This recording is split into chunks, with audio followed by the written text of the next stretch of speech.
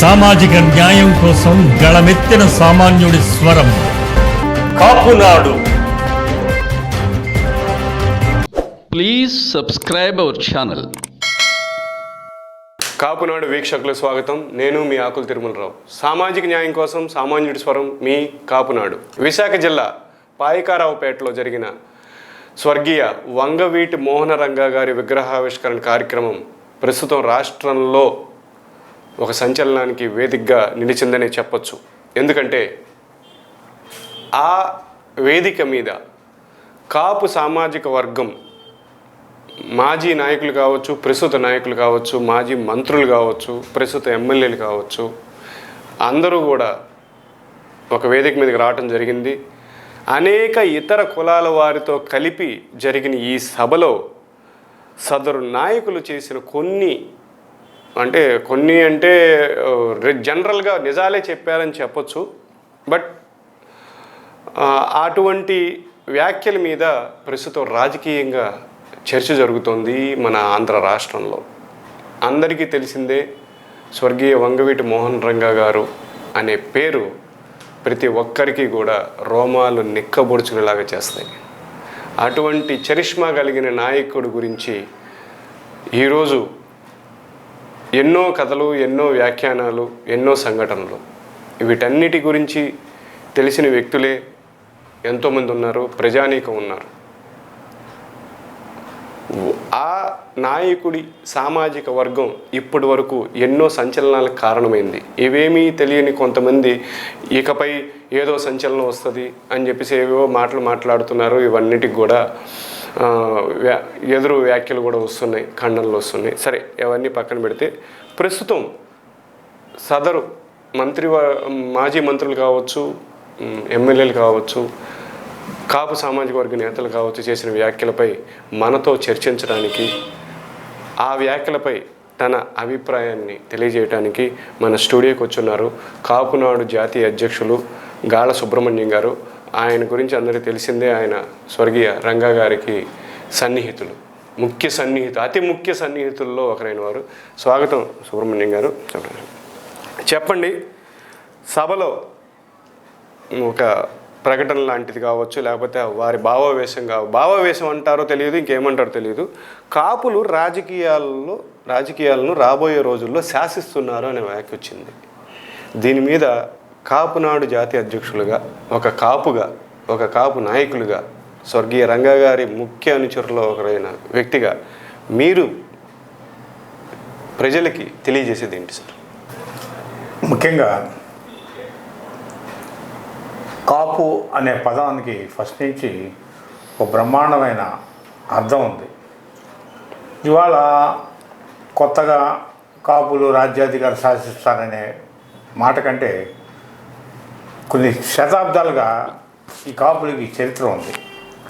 1980లో start అయిన గాజుల నరసుశెట్టి అని ఆయన బ్రిటిష్ గవర్నమెంట్ ఇండియాలోకి రాకముందే ఈస్ట్ ఇండియా కంపెనీపై పోరాడి అనేక ఉద్యమాలు చేసి ఈస్ట్ ఇండియా కంపెనీ యొక్క తీరుని చాలా కాలం ఆపగలిగారు. కానీ ఆ తర్వాత ఆయన మరణం తర్వాత ఈస్ట్ ఇండియా కంపెనీ బ్రిటిష్ పాలకుల చేతుల్లోకి వెళ్ళిపోయి దాన్ని భారతదేశాన్ని ఆక్రమించుకోవడం జరిగింది. ఆ చరిత్ర అంతా మీ అందరికీ తెలిసింది. అలాగే ఈ మధ్య మనం ఒక వీడియోలో చెప్పుకున్నాం, పైడి జయరాజు నాయుడు. ఈ పైడి జయరాజు నాయుడు మొట్టమొదటిగా మరాఠీ సినిమాల్లో, హిందీ సినిమాల్లో యాక్ట్ చేసి దాదా సాహెబ్ అవార్డు, పాల్కే అవార్డు తీసుకోవడం. ఆయన అవార్డు తీసుకోవడం ఒకటే కాకుండా ఇవాళ సినిమా రంగంలో చెప్పుకునే 24 క్రాఫ్ట్స్, అంటే ఫోటోగ్రఫీ కానీ రకరకాల సెక్షన్స్ అన్నీ కలిపి వాళ్ళన్నింటినీ 24 క్రాఫ్ట్స్ అంటారు. ఆ 24 క్రాఫ్ట్స్ యూనియన్ని భారతదేశంలోనే మొట్టమొదటిగా నెలకొల్పింది దాదాసాహెబ్ అవార్డు గ్రహీత, ఫాల్కే అవార్డు గ్రహీత మన పై జయరాజు. అలాగే జవహర్లాల్ గారు నెహ్రూకి అత్యంత సన్నిహితుడు. మొట్టమొదటిగా భారతదేశంలో నేషనల్ లెవెల్లో ఒక ఇంగ్లీషు పత్రికను తీసుకొచ్చిన ఎంసీ చలపతిరావు గారు. ఇలా చెప్పుకోకపోతే అలాగే ఎంతో ప్రఖ్యాతి చెందిన క్రికెట్ ఆటను భారతదేశంలో అప్పట్లో 80 శతకంలో అత్యున్నత స్థాయికి తీసుకెళ్ళిపోయారండి. 80కి ముందేనండి. 80 శతకంలో ఈ క్రికెట్ని అచ్చంగా రాజులే ఆడేవాళ్ళు, చిన్న చితక వాళ్ళు ఆడేవాళ్ళు కాదు. గైక్వాడ్ మన బరోడా రాజులు కానీ, మహారాష్ట్రకు సంబంధించిన వాళ్ళు, ఇలా పక్క రాజస్థాన్ వాళ్ళు కానీ, వీళ్ళ రకరకాల రాజులు తప్ప మామూలు వాళ్ళు ఆడారు. అలాంటి టైంలోనే భారతదేశ క్రికెట్ క్యాప్టెన్సీని ఎందుకున్న కల్నల్ సికే నాయుడు గారు, కటారి కనకయ్య నాయుడు. ఎస్. ఆయన ఇలా భారతదేశం గొప్పవాళ్ళ సంగతి చెప్పుకుంటే మొట్టమొదటి మనం చెప్పుకోవాల్సింది కాపుల గురించి చెప్పుకోవాలి. అంత పోరాట పథకంకి వెళ్ళిన కాపులు ప్రస్తుతం రాజకీయ పరిస్థితుల్లో ఒక స్టెప్పు వెనకే వేశారు, వెనకే ఉన్నారు. ఎందుకంటే ఇప్పుడున్న రాజకీయ పరిస్థితుల్లో వంగవీటి మోహన్ గారు మరణం తర్వాత కానీ ఆ తర్వాత ఎన్ని పరిణామాల్లో ఎదుర్కొన్నారు. ఓ రాజకీయ ఉనికి లేక ఏదో ఎమ్మెల్యేగా గెలిచారు కానీ రాజకీయ ఉనికి లేని వాళ్ళు ఏదో చిన్న మీటింగు పాయకరావుపేటలో ఒక చిన్న మా గ్రామంలో జరిగిన మీటింగు, రంగా గారి విగ్రహావిష్కరణ కార్యక్రమంలో మీటింగు, దీని గురించి కొంచెం కాపులు రాజకీయాలు శాసిస్తారు అని కాపులకు అందరికీ ఈయనే ప్రతినిధిగా మాట్లాడటం అది కొద్దిగా బాధాకరం. ఎందుకంటే ఈయన కులానికి కాపు అయినా ఏనాడు కాపులతో లేరు. మొదటి నుంచి ఒంగోలులో కాంగ్రెస్ పార్టీ ఎమ్మెల్యే పోటీ చేయడానికి అప్లై చేసిన కాడి నుంచి, ఆ తర్వాత అనకాపల్లి టీడీపీ ఎంపీగా పోటీ చేసిన ఎప్పుడు ఈయన కాపులతో లేరు. అంటే వీళ్ళ అభివృద్ధి కోసం ఫస్ట్ నుంచి మా కాపుల్ని ఎలా నాశనం చేస్తారంటే ఇలాంటి వాళ్ళే కాపుల గురించి మాట్లాడటం, అనవసరంగా లేనిపోయిన రప్చర్ క్రియేట్ చేయడం. ఎందుకంటే ఇప్పుడిప్పుడే కాపులు అనేవాళ్ళు ఒక స్వస్థమైన అభిప్రాయంతో ఈ రాష్ట్రంలో మనం ఏం చేయాలనే అభిప్రాయంతో నిక్కచ్చిగా ఉన్నారు. దాన్ని అనవసరంగా వీళ్ళు మాట్లాడి దాన్ని ఇచ్చేయమాకండి. దీంట్లో ధర్మశ్రీ గారు మాట్లాడారు, రాష్ట్రంలో రంగా గారి విగ్రహాలు 2000 పైన ఉన్నాయని. 2 లక్షలండి. సారీ 2 లక్షలు. 2 లక్షల అదే ప్రశ్న. కరణం ధర్మశ్రీ గారు సుమారు 2 లక్షల పైగా రంగా గారి విగ్రహాలు ఉన్నాయని చెప్పడం నిజంగా కాపు కులానికి, ఒక కాపు కులమే కాదు ఇతర కులాలతో కలుపుకున్న కాపు కులానికి చాలా మంచి స్ట్రెంగ్త్ ఉన్నట్టండి రాజకీయాలు. కరణం ధర్మశ్రీ గారు చెప్పిన 2 లక్షల ఫిగరు అదేంటంటే అక్కడతో ఆగలేదు ఇది. ఇప్పుడు వీళ్ళు వెళ్ళిందే రంగా గారి విగ్రహావిష్కరణ అంటే ఇవే కాపుల్లో ఒక సఖ్యత అన్నీ పెరిగేటప్పుడు ఆటోమేటిక్గా విగ్రహాలు పెడుతూనే ఉన్నది. ఇది 2 లక్షలు కాదు, ఇది ఇంకా పెరుగుతూనే ఉంటుంది. అందుకని కర్ణ ధర్మశ్రీ గారు మాట్లాడిన మాటలకి మేము అభినందిస్తున్నాం. అలాగే కరుణాశ్రీ గారు మొదటి నుంచి కాపుల పట్ల చాలా అవగాహన ఉండి కాపు సమస్య ఏదన్నా సరే ఆయన అందరికంటే ముందు వచ్చి నుంచునే వ్యక్తి. అందుకని వారిని అభినందిస్తున్నాం. అలాగే తోట త్రిమూర్తులు గారు ఆయన కాపుల పట్ల మొట్టమొదటిగా ఆంధ్ర రాష్ట్రంలో నేను ఎలక్షన్లో పోటీ చేస్తాను, నన్ను గెలిపించానని చెప్పి మొట్టమొదటిగా కాపు టికెట్ మీద, ఇండిపెండెంట్ టికెట్ మీద కాపు అనే పదంతో పోటీ చేసి గెలిచిన తోట త్రిమూర్తులు. ఇలా ఎవరికి వాళ్ళు చక్కగానే విషయించారు. కానీ గంటా శ్రీను గారు కాపుల్ని రెచ్చగొడతానుగా లేకపోతే ఇతర కులాలను రెచ్చగొడతానికి ఈ మాటలు మాట్లాడారు. కాపులు రాజ్యాధికారులు ఎప్పుడూ కీలక పాత్ర వహించారు. ఎందుకంటే ఏ క్యాబినెట్లో చూసుకున్న కాపులు అనేవాళ్ళు ఇంపార్టెంట్ రోల్లో ఉంటారు. ఇప్పుడు ఆయన మాటకే వద్దామండి. ఈరోజు కొత్తగా కాపులు శాసించే స్థాయిలో ఉండటం కాదండి. ఫస్ట్ నుంచి నాకు తెలిసిన హిస్టరీ ప్రకారం, చరిత్ర ప్రకారం 1983లో ఎన్టీ రామారావు గారు వచ్చినప్పుడు కూడా ఇదే కాపులు పెద్ద ఎత్తున సపోర్ట్ చేశారు. అది సినిమా ఇది కావచ్చు, అభిమానం కావచ్చు, ఏదన్నా కావచ్చు. దాని తర్వాతే మారింది. ఆ విషయాల గురించి కూడా ఒకసారి చర్చిస్తారా? శాసించే పరిస్థితుల్లో ఎప్పుడు ఉన్నారని నేను అనుకుంటున్నాను, మీరేమంటారు? తప్పకుండా. ఎందుకంటే తెలుగుదేశం ప్రభుత్వం రాకముందే కాంగ్రెస్ పార్టీలోని కోట్ల విజయభాస్కర్ రెడ్డి గారు, ఆయన తెలుగుదేశానికి రాజగురువు రామోజీరావు, వీళ్ళిద్దరూ కలిపి ఆయన అప్పుడు షిప్పింగ్ మినిస్టర్గా ఉన్నాడు.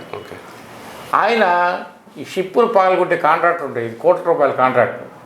దాన్ని రామోజీరావుకి ఇచ్చి రామోజీరావుని ఆర్థికంగా బలోపేతం చేసి ఆ బలోపేతమైన దాన్ని రామోజీరావు గారు ఎన్టీ రామారావు ఉపయోగిస్తే, అంటే ఫస్ట్ నుంచి కాంగ్రెస్ పార్టీ అధికారంలో ఉన్నప్పుడు ఉపయోగించుకుంది అదే టీడీపీ వాళ్ళు.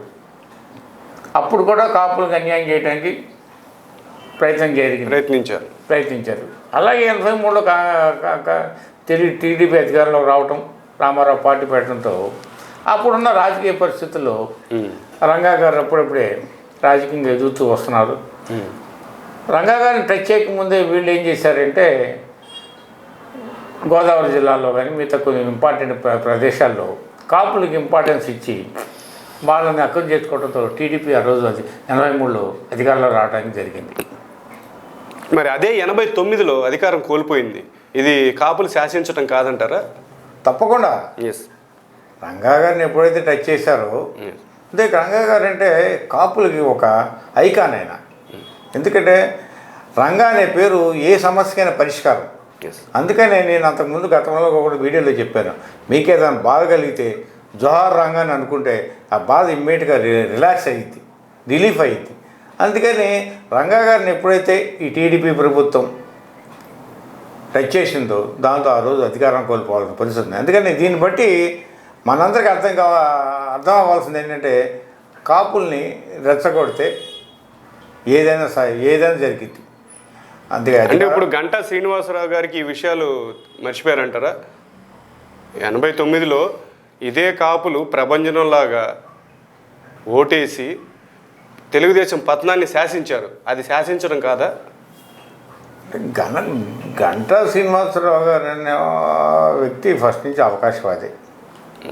ఈ అవకాశవాద రాజకీయంలో ఆయన ఎన్నైనా మాట్లాడతారు. ఆ మాటల్ని కాపులు ఎవరు సీరియస్గా తీసుకోరు.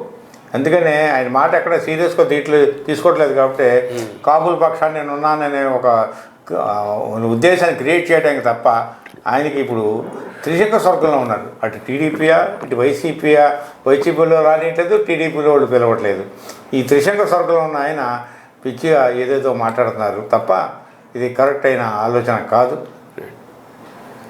అయితే మీకున్న అంటే ప్రస్తుత చరిత్ర ప్రకారం 2014, 2019లో కూడా కాపులు శాసించారని అనుకోవచ్చు కదండి?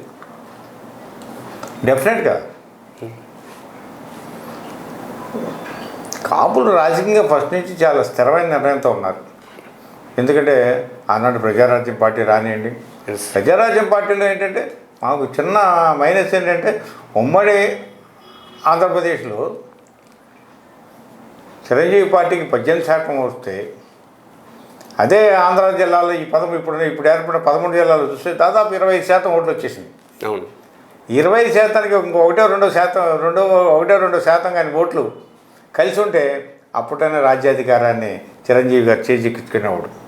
ఈ పరిస్థితుల్లో ఫస్ట్ నుంచి కాపులు అనేవాడు స్థిరంగానే ఉన్నారు, శాసించే రీతిలోనే ఉన్నారు.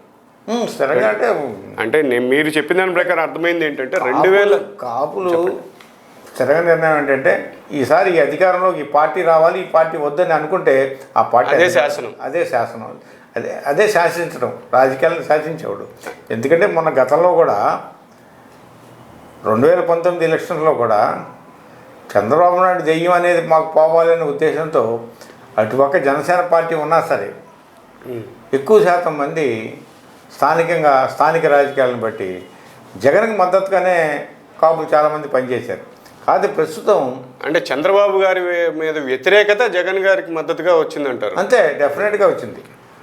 అంతేగాని వాళ్ళ ప్రస్తుతం రాష్ట్రంలో ఉన్న రాజకీయ పరిస్థితిని చూసుకుంటే జనసేన మద్దతు రోజు పెరిగిపోతుంది.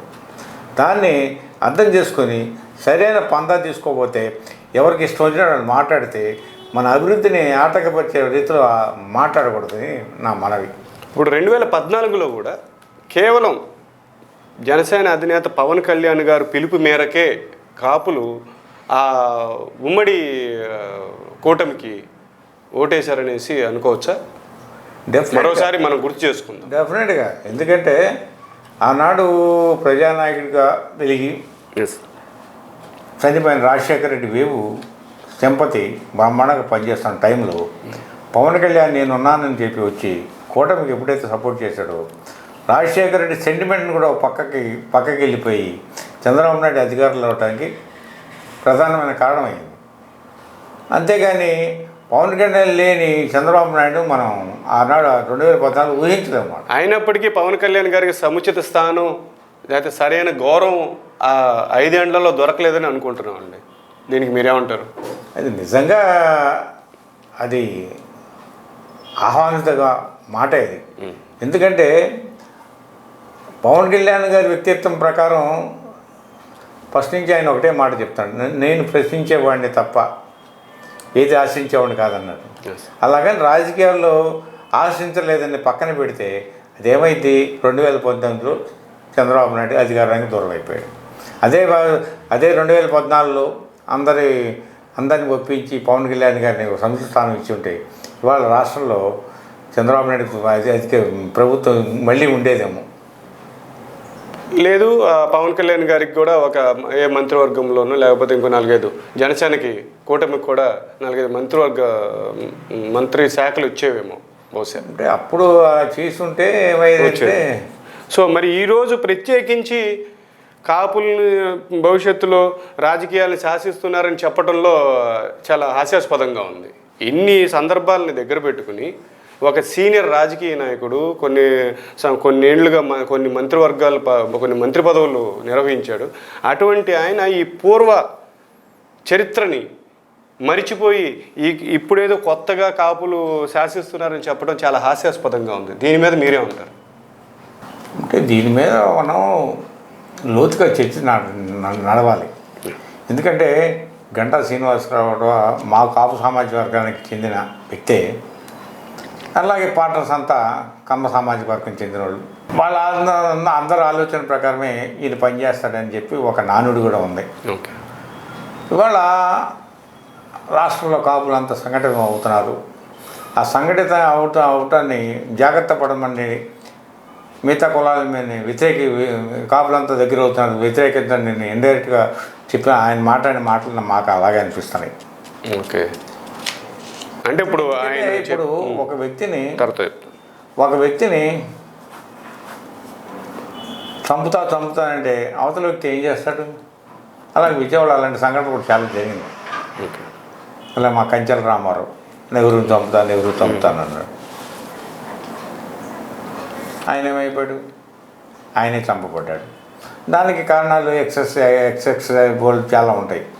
అలాగే ఎప్పుడు వామప్ లాగా కొన్ని విషయాలు మాట్లాడకూడదు. ఇదేంటంటే ఒక శ్రీకృష్ణుడిగా స్థాపకం నీటిలాగా ప్రవహించాలి తప్ప నీళ్ళలో ఉంటే ఏమైతుంది, నానిపోయి ఎందుకు పని రాకుండా తయారైంది. కాబట్టి గంటా శ్రీనివాసరావు గారు మీకేనా అలాంటి అభిప్రాయం ఉంటే రండి, సంఘాల దగ్గర రండి, కాపుల దగ్గర రండి. మీరు గదిలో కూర్చొని మీరేదో కాపు జనార్దనలాగా మాట్లాడమాకండి. ఎందుకంటే మీ చరిత్ర ఏది చూసినా ఫస్ట్ నుంచి కాపులకు వ్యతిరేకంగా ఉన్నారు. టీడీపీలో మంత్రివర్గంలో ఉన్నానండి, ఎంపీ కానివ్వండి, ఏదైనా సరే మీరు ఫస్ట్ నుంచి కాపులకి దగ్గరగా కాకుండా ఆర్థిక వనరులకు దగ్గరగా పనిచేశారు. కాబట్టి మీ కాపుల బాధ మీకు అర్థం కాదు. దయచేసి మీరు కాపుల గురించి మాట్లాడేటప్పుడు కొద్దిగా ఏదో చిన్న మీటింగ్లో రెచ్చిపోయి మాట్లాడితే దానివల్ల నష్టం కాపులకే తప్ప మీకేమో బాగుంటుందేమో కానీ మాకైతే నష్టం జరిగింది. కాబట్టి దయచేసి ఇలాంటి మాటలు మాట్లాడమాకండి. ఇప్పుడు ఇదే విషయాన్ని మన మీడియాలో కూడా చాలా హై లెవెల్లో తీసుకెళ్తున్నారు. ఒక టీవీ ఛానల్ న్యూస్ ప్రజెంటేటర్ అయితే అసలు ఇక ఆయనకైతే ఈ చరిత్ర సరే, ఇప్పుడు రాజకీయ నాయకులు అంటే సందర్భానుసారంగా మాట్లాడతారు. సదరు న్యూస్ ప్రజెంటేటరు ఇంకేముంది, అసలు కాపులు త్వరలో బీభత్సం సృష్టించబోతున్నారు అన్నట్టుగా నాకు తెలిసి అటువంటి మాటలు ఒక నెగిటివ్ ఇంప్రెషన్ ప్రజల్లోకి తీసుకెళ్ళడానికి ప్రయత్నించారని నేను అనుకుంటున్నాను. దీనిపై మీరేమంటారండి? ఇది లేనిపోయిన రాద్ధాంతం క్రియేట్ చేయడమే. ఓకే, ఇప్పుడు ఈ మీటింగ్ జరిగిన ప్లేసు ఒక చిన్న 400-500 మందితో జరిగిన మీటింగ్ ఇది. లేకపోతే 1000 మంది లోపు జరిగిన మీటింగ్ రంగాగారి విగ్రహావిష్కరణ ఒక విలేజ్లో జరిగింది. దాని మీద గెస్టులుగా వచ్చిన గంటా శ్రీని కానీ తోట త్రిమూర్తులు కానీ మన కరణం ధర్మశ్రీ గారి మాటలు దీన్ని చెలవలు పొలవలు చేసి కాపులను తయారైపోతున్నారు, జాగ్రత్త పడండి.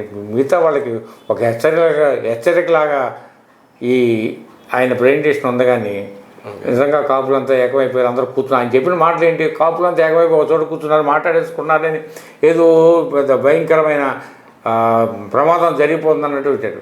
అంటే మిగతా కులాలను రెచ్చగొట్టడం అంటారు ఇది? తప్పకుండా మిగతా కులాలని వామప్ అంటారు దీన్ని. ముందు జాగ్రత్త పడిన కాపులంతా కలిసి వస్తున్నారు, కదులుతున్నారు అని.